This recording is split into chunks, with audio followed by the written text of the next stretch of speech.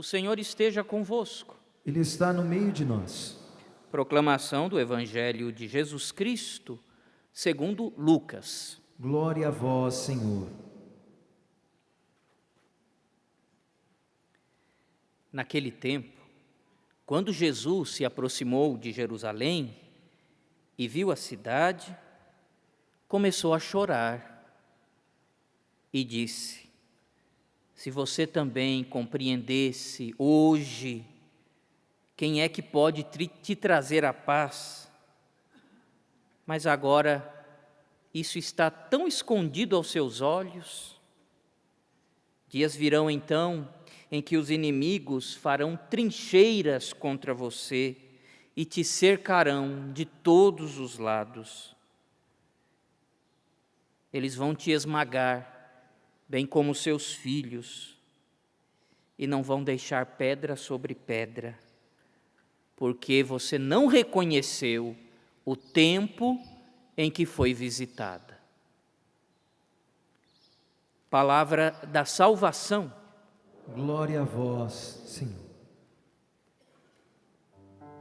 A todos que procedem retamente eu mostrarei a salvação que vem de Deus. A todos que procedem retamente eu mostrarei a salvação que vem de Deus. Mais uma vez quero saudar o Padre João, reitor deste santuário, e na pessoa dele os demais sacerdotes aqui presentes. Queridos irmãos e irmãs, é interessante quando nós olhamos para Jesus. E olhando para Jesus, olhando a forma que ele vai se aproximando de Jerusalém, e ao aproximar-se de Jerusalém, imagino eu que no primeiro momento veio uma grande alegria no coração de Jesus. E eu já explico por quê. Como bom judeu, desde os 14 anos de idade, 12 anos, 14 anos, Jesus já estava indo ao templo. Quando nós saímos das nossas casas, ou vocês que estão nos acompanhando, quando nós fazemos o movimento de ir ao santuário, o nosso coração, ele começa a se aquecer de tanta alegria. Eu mesmo, quando sempre passo aqui pela Via Dutra, que vejo a cúpula deste santuário, o meu coração fica emocionado, muito feliz, porque sei que aqui é a casa do Pai das Misericórdias. Eu sei que aqui Deus habita. A mesma coisa quando nós passamos ali em Aparecida, que também vemos já a cúpula do Santuário Nacional de Aparecida, a alegria em saber que ali é a casa de Deus dedicada a Nossa Senhora. E Jesus, ao subir e ao ir para Jerusalém, ao ir ao templo, a alegria de Jesus, no primeiro momento, por estar retornando àquela casa que é tão especial a Ele. Mas, infelizmente, aqueles que eram os chefes, os sumos sacerdotes, os doutores da lei, eles rejeitam completamente o Senhor. E, portanto, eis a tristeza de Jesus ao ver o seu povo o rejeitando categoricamente. E aí eu fico mais pensando ainda hoje, essa situação pela qual passa a mesma região de Jesus, será que Jesus mais uma vez não choraria? Sem dúvida nenhuma, Jesus chorava em ver esta realidade de guerra. Porque o nosso Deus é o Deus da paz. O nosso Deus é o Deus do perdão, é o Deus da acolhida, é o Deus da misericórdia. O nosso Deus é o Deus bondade. E vendo os irmãos ali morrendo, sem dúvida nenhuma, Jesus mais uma vez choraria vendo esta realidade. Jesus, ele chora ao ver os seus entregando aos estrangeiros para o condenar. Jesus chora ao ver os seus entregando aos estrangeiros, aos romanos, para o excluir daquele templo. Jesus chora ao ver aquelas pessoas não o acolhendo. Jesus que passou toda a sua vida pregando por todas as cidades, pelos desertos, por todas as regiões, juntamente com os seus discípulos, e chega naquele local, Jesus não é reconhecido como o Messias, o Filho de Deus. E aí nós não podemos ficar simplesmente olhando para aqueles que rejeitaram Jesus. É necessário olhar também nós, para dentro de nós. Será que nós estamos verdadeiramente acolhendo Jesus na nossa vida? Será que nós estamos verdadeiramente acolhendo o Senhor que vem para nos dar a vida? Será que nós estamos acolhendo o Senhor que vem para nos libertar da escravidão dos nossos pecados? Será que nós estamos acolhendo o Senhor que vem para nos salvar? E essa resposta não sou eu que vou dar, é cada um e cada uma de nós que devemos dar ao Senhor. Devemos olhar para o nosso interior, parar e perguntar: será que eu estou acolhendo o Senhor no meu coração, na minha vida, na minha família? Ou eu estou entregando Jesus nas mãos dos torturadores, pois assim fizeram com o Senhor? E quando é que eu faço isso? Todas as vezes que eu renego o Senhor. Todas as vezes que eu digo não ao Senhor. Todas as vezes em que eu me fecho à palavra de Deus. Todas as vezes em que eu não deixo que a palavra de Deus ocupe um lugar central na minha vida. A palavra que nós acabamos de ouvir, ela deve ocupar a centralidade da nossa vida. É impossível querer ser um seguidor e uma seguidora do Senhor se não viver esta palavra. E a palavra de Deus, meus queridos irmãos e irmãs, não é somente para ser ouvida. A palavra de Deus, ela tem uma função especial na nossa vida. Devemos ouvir a palavra e traduzir através de gestos concretos. Traduzir a palavra de Deus através de ações concretas na nossa vida. E aí talvez esteja o nosso maior desafio. Traduzir a palavra de Deus em gestos concretos. Traduzir a palavra de Deus em amor, através das nossas relações, através da nossa acolhida ao nosso próximo.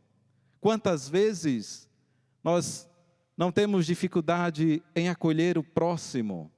Quantas vezes nós não nos fechamos à palavra de Deus?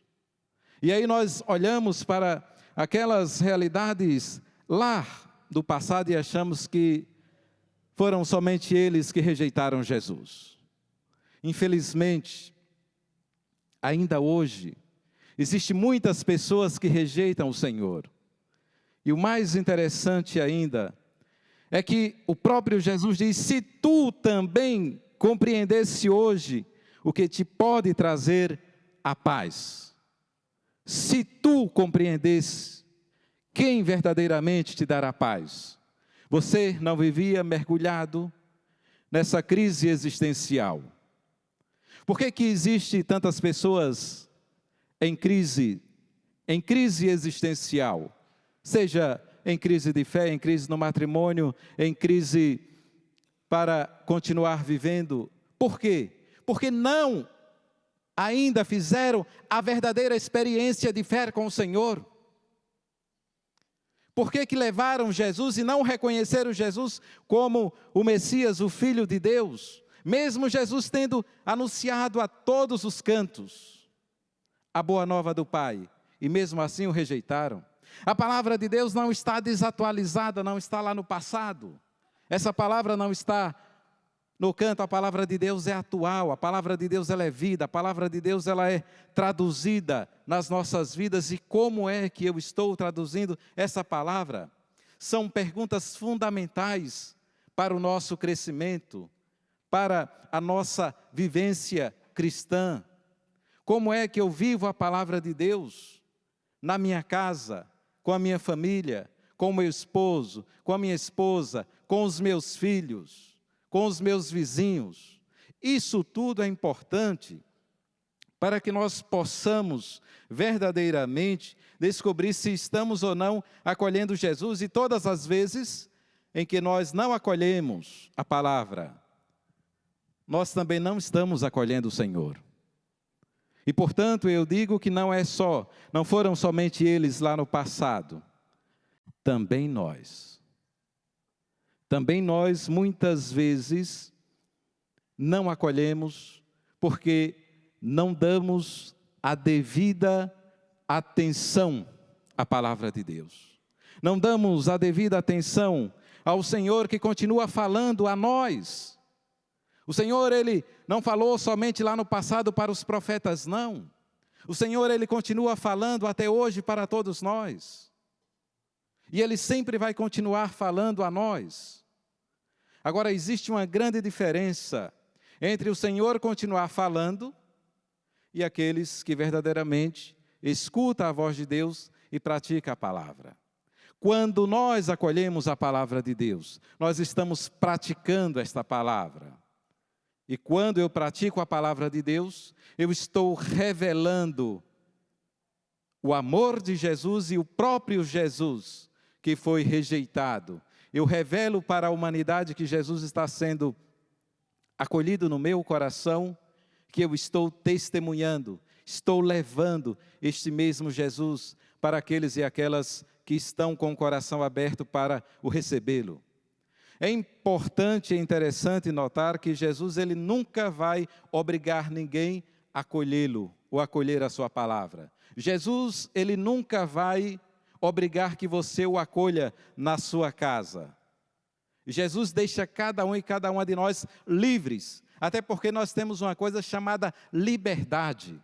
E quando temos liberdade, e Deus, Ele é tão bom, Ele é tão misericordioso para conosco, que Ele nos deixa livre para acolhê-lo ou não. Agora, a decisão, ela é nossa. Sou eu que decido se acolho ou não. E eu acredito que o nosso desejo, o esforço que nós devemos ter, é de acolher sempre o Senhor.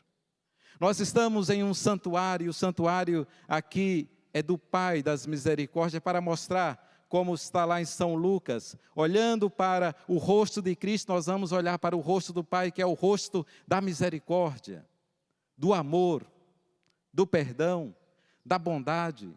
E é fazer com que esses sentimentos, como diz São Paulo vai nos dizer que nós devemos nos configurarmos a Jesus Cristo. É um processo, e esse processo ele se dá na caminhada de estarmos atentos para nesta caminhada estarmos sempre nos conformando à pessoa de Jesus Cristo, nos tornando verdadeiros cristãos, discípulos e discípulas, mas sem medo, gente.